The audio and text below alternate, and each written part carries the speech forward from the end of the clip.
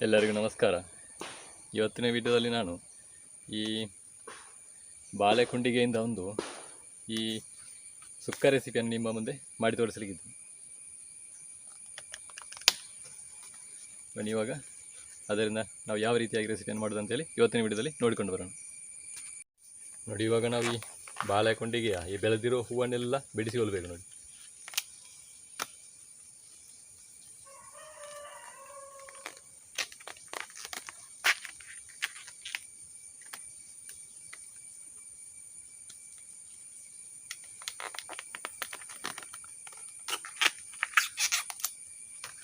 ಇಷ್ಟು ಸಾಕು. ಇನ್ನು ಇದನ್ನು ನಾವು ಚೆನ್ನಾಗಿ ಕಟ್ ಮಾಡಿಕೊಳ್ಬೇಕು. ನೋಡಿ, ನಾನೊಂದು ಪಾತ್ರೆಗೆ ನೀರು ಹಾಕಿ ಹೊತ್ತಿದ್ದೇನೆ.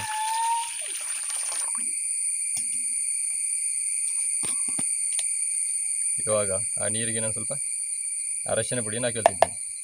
ನೀವು ಇಲ್ಲಿ ಈ ತೆಳುವಾದ ಮಜ್ಜಿಗೆ ಕೂಡ ತಗೊಳ್ಬೋದು.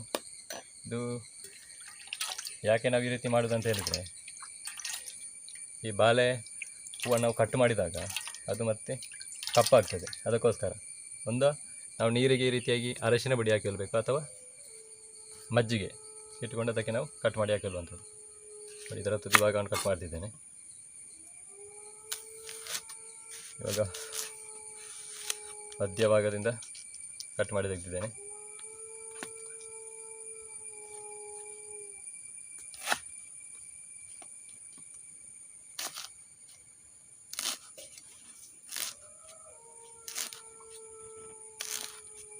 ನೋಡಿ, ಈ ರೀತಿಯಾಗಿ ಕಟ್ ಮಾಡಬೇಕು. ಇನ್ನು ಅದನ್ನು ಚಿಕ್ಕದಾಗಿ ಕಟ್ ಮಾಡಬೇಕು.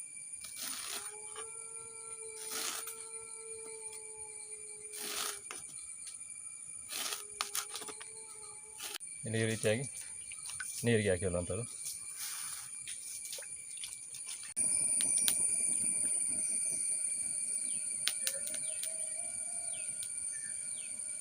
ನೋಡಿ, ಇವಾಗ ಒಂದು ಪಾತ್ರೆಯಲ್ಲಿ ನೀರು ಹಾಕಿ ಒಲೆ ಮೇಲೆ ಇಡ್ತಿದ್ದೇನೆ. ಆವಾಗ ಕಟ್ ಮಾಡಿಟ್ಟಂತಹ ಈ ಬಾಳೆ ಕುಂಡಿಗೆಯನ್ನು ಇವಾಗ ನೀರಿನಿಂದ ತೆಗೆದು ಈ ಪಾತ್ರೆಗೆ ಹಾಕಿರ್ತಿದ್ದೇನೆ.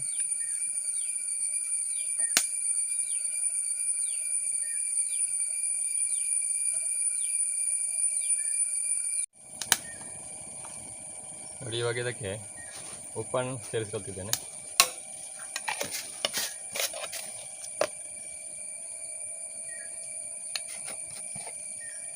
ಅದೇ ರೀತಿ ಸ್ವಲ್ಪ ಅರಶಿನ.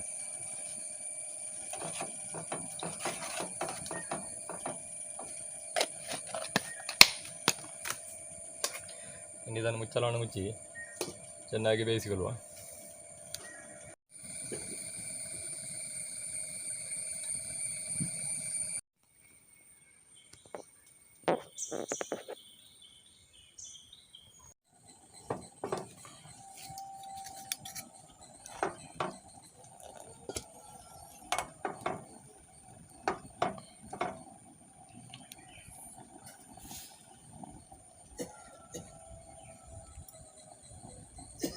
ನೋಡಿ, ಇವಾಗ ಬೆಂದಿದೆ.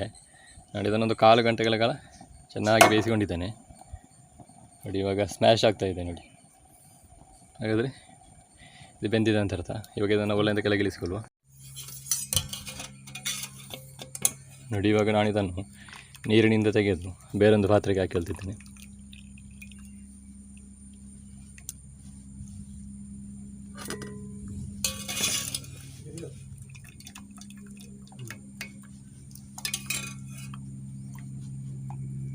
ನೋಡಿ, ಇವಾಗ ನಾನು ಒಲೆ ಮೇಲೆ ಒಂದು ಬಂಡಲೆಯನ್ನು ಬಿಸಿ ಆಗಲಿಕ್ಕೆ ಇಟ್ಟಿದ್ದೇನೆ. ಇವಾಗ ಅದಕ್ಕೆ ಸ್ವಲ್ಪ ಎಣ್ಣೆ ಹಾಕಿಕೊಳ್ತಿದ್ದೇನೆ.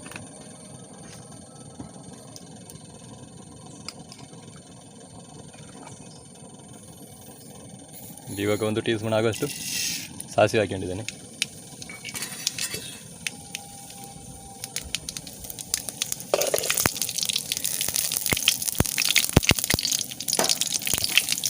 ನೋಡಿ, ಇವಾಗ ಸಾಸಿವೆಲ್ಲ ಚೆನ್ನಾಗಿ ಸಿಡಿತಾ ಉಂಟು.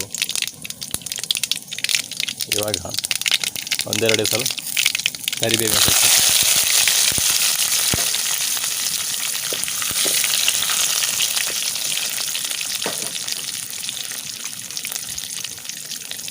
ಇವಾಗ 4 ಜಜ್ಜಿದ ಬೆಳ್ಳುಳ್ಳಿಯನ್ನು ಹಾಕಿದ್ದೇನೆ. ಅದೇ ರೀತಿ 2 ಒಣಮೆಣಸಿನಕಾಯಿಯನ್ನು ಕಟ್ ಮಾಡಿ ಇದಕ್ಕೆ ಹಾಕಿದ್ದೇನೆ.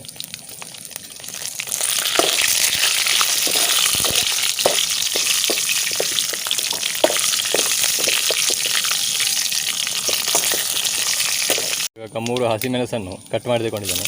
ಇವಾಗ ಇದಕ್ಕೆ ಹಾಕಿಲ್ವಾ.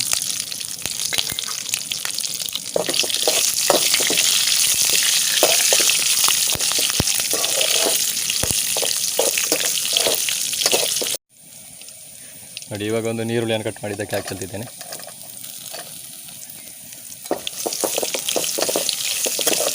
ಇದನ್ನು ಕೂಡ ನಾವು ಚೆನ್ನಾಗಿ ಎಣ್ಣೆಯಲ್ಲಿ ಬಾಡಿಸಿಕೊಳ್ಬೇಕು.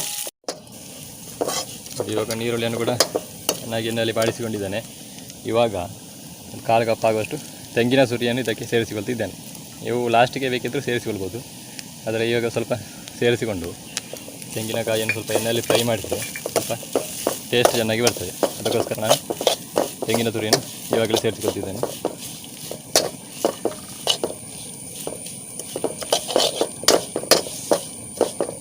ಇವಾಗ ಇದನ್ನು ಕೂಡ ಸ್ವಲ್ಪ ಕೆಂಪಗಾಗುವವರೆಗೆ ಫ್ರೈ ಮಾಡಿ. ಇವಾಗ ತೆಂಗಿನಕಾಯಿ ತುರಿಯ ಕಲರೆಲ್ಲ ಸ್ವಲ್ಪ ಚೇಂಜ್ ಆಗಿದೆ. ಇವಾಗ ನಾನು ಇದಕ್ಕೆ ನೋಡಿ, ಆವಾಗ ನೀರಿನಿಂದ ತೆಗೆದಿಟ್ಟಂತಹ ಈ ಬಾಳೆ ಹೂವಿನ ಕುಂಡಿಗೆಯನ್ನು ಇದಕ್ಕೆ ಸೇರಿಸಿಕೊಳ್ತಿದ್ದೇನೆ.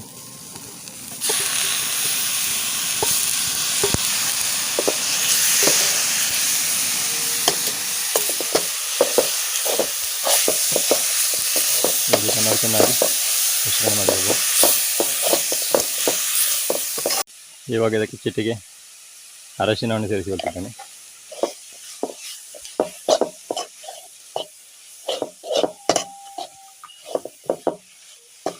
ಎರಡು ಟೀ ಸ್ಪೂನ್ ಆಗುವಷ್ಟು ಕೊತ್ತಂಬರಿ ಪೌಡರ್,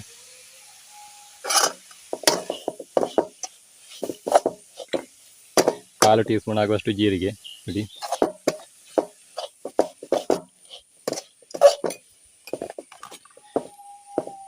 ಗೋಳಿ ಗಾತ್ರದ ಹುಣಸೆಹಣ್ಣನ್ನು ನೀರು ಮಾಡಿ ಸೇರಿಸಿಕೊಳ್ತಿದ್ದೇನೆ. ನೋಡಿ, ಇವಾಗ 2 ಟೀ ಸ್ಪೂನ್ ಆಗುವಷ್ಟು ಈ ಕೆಂಪು ಮೆಣಸಿನ ಹುಡಿಯನ್ನು ಹಾಕೊಂಡಿದ್ದೇನೆ.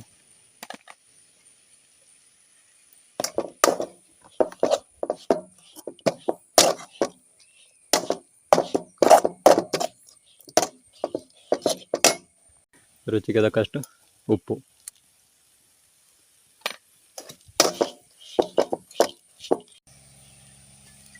ನೋಡಿ, ಇವಾಗ ಇದಕ್ಕೆ ಒಂದು ಸ್ವಲ್ಪ ನೀರನ್ನು ಸೇರಿಸಿಕೊಳ್ತಿದ್ದೇನೆ.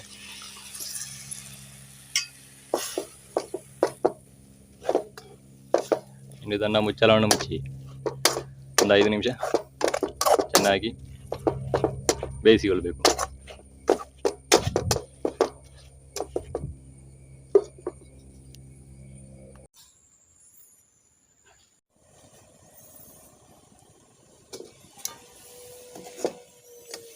ನೋಡಿ, ಇವಾಗ ನಮ್ಮ ಬಾಳೆ ಹೂವಿನ ಸುಕ್ಕ ತಯಾರಾಗಿದೆ. ಇವಾಗ ಇದನ್ನು ಒಲೆಯಿಂದ ಕೆಳಗಿಳಿಸಿಕೊಳ್ಳುವ. ಇವಾಗ ಬಾಳೆ ಹೂವಿನ ಸುಕ್ಕವನ್ನು ಒಲೆಯಿಂದ ಕೆಳಗಿಳಿಸಿಕೊಂಡಾಗಿದೆ. ಇವಾಗ ಇದಕ್ಕೆ ಸ್ವಲ್ಪ ಕೊತ್ತಂಬರಿ ಸೊಪ್ಪನ್ನು ಹಾಕಿಲ್ವ.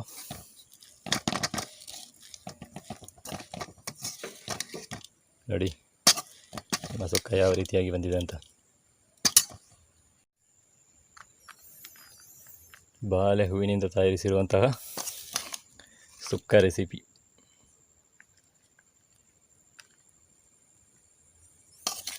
ತುಂಬಾ ಒಂದು ಆರೋಗ್ಯಕರವಾಗಿರುವಂಥ ಒಂದು ರೆಸಿಪಿ ಇದು. ನಮಗೆ ಈ ದೋಸೆ, ಚಪಾತಿ ಮತ್ತು ಈ ಅನ್ನದ ಜೊತೆಗೆಲ್ಲ ಬೆಸ್ಟ್ ಕಾಂಬಿನೇಷನ್.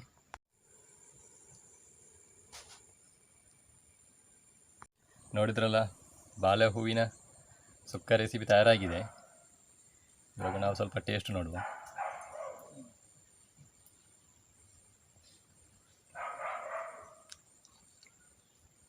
ಸೂಪರಾಗಿ ಬಂದಿದೆ. ಉಪ್ಪು, ಹುಳಿ, ಖಾರ ಎಲ್ಲ ಕರೆಕ್ಟಾಗಿದೆ. ಭಾರಿ ಒಂದು ಟೇಸ್ಟ್ ಉಂಟು. ತುಂಬಾ ಒಂದು ಆರೋಗ್ಯಕರವಾಗಿರುವಂಥ ಒಂದು ರೆಸಿಪಿ ಇದು. ನಮಗೆ ಈ ದೋಸೆ, ಚಪಾತಿ, ಅನ್ನದ ಜೊತೆಗೆ ಎಲ್ಲ ಬೆಸ್ಟ್ ಒಂದು ಸೈಡ್ ಡಿಶ್ ರೆಸಿಪಿ ಅಂತ ಹೇಳ್ಬೋದು. ಹಾಗೆ ನಿಮಗೆ ಇವತ್ತಿನ ವಿಡಿಯೋ ಇಷ್ಟ ಆಗಿದ್ದರೆ ವಿಡಿಯೋಗೊಂದು ಲೈಕ್ ಮಾಡಿ, ಶೇರ್ ಮಾಡಿ, ನಿಮ್ಮ ಅನಿಸಿಕೆ ಅಭಿಪ್ರಾಯ ಏನಾದರೂ ಕಮೆಂಟ್ ಮಾಡಿ ಅಂತ ಹೇಳ್ತಾ ಇವತ್ತಿನ ವಿಡಿಯೋನ ನಾನು ಇಲ್ಲಿಗೆ ಕೊನೆಗೊಳಿಸ್ತಿದ್ದೇನೆ. ಮುಂದೆ ಇದೇ ರೀತಿಯ ರೆಸಿಪಿ ವಿಡಿಯೋದೊಂದಿಗೆ ನಿಮ್ಮೆಲ್ಲರನ್ನು ಭೇಟಿ ಮಾಡ್ತೇನೆ ಅಂತ ಹೇಳ್ತಾ ಅಲ್ಲಿಯವರೆಗೆಲ್ಲರಿಗೂ ನಮಸ್ಕಾರ.